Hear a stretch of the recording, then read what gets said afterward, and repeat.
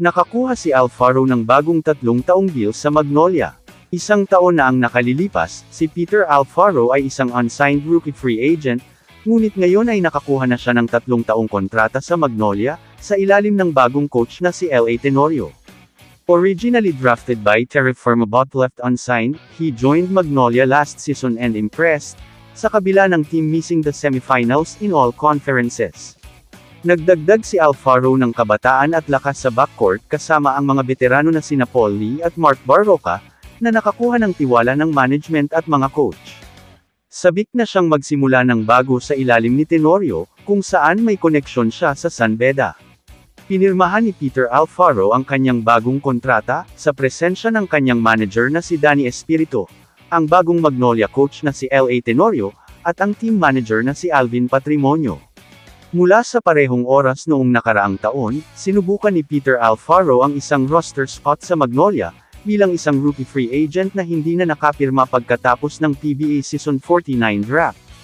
Ngayon, magiging malaking bahagi siya ng kinabukasan ng isang binagong listahan ng Magnolia, sa ilalim ng bagong coach na si L.A. Tenorio patungo sa ginintoang panahon, ng unang Play 4K na liga sa Asia.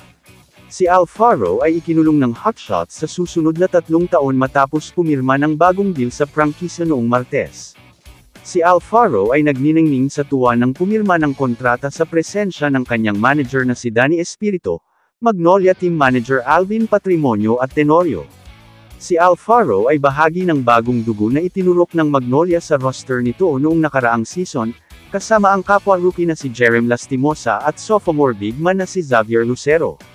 Sa orihinal, napili siya ng Terra Firma sa ikatlong round ng draft, ngunit nabigo siyang makakuha ng kontrata sa franchise, dahil naging rookie free agent siya.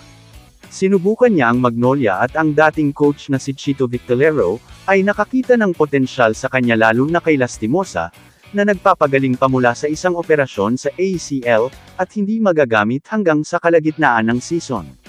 Pumirma si Alfaro ng 1 taong kasunduan bilang rookie. Ngunit sa kabila ng pagkabego ng Magnolia na maabot ang semifinals ng lahat ng 3 kumperensya noong nakaraang season, si Alfaro ay kabilang sa mga maliwanag na lugar para sa koponan, na nagdagdag ng kabataan at sigla sa isang tumatandang backcourt, na nakaangkla kina Paul Lee at Mark Barroca, isang kapwa Zamboangueno ni Alfaro. Kamusta mga idol? Sports Zone PH, para sa sports news and update. Kung bago ka pa lamang dito sa channel ko, pindutin mo na ang subscribe button at notification bell, para lagi kang update sa mga sports news.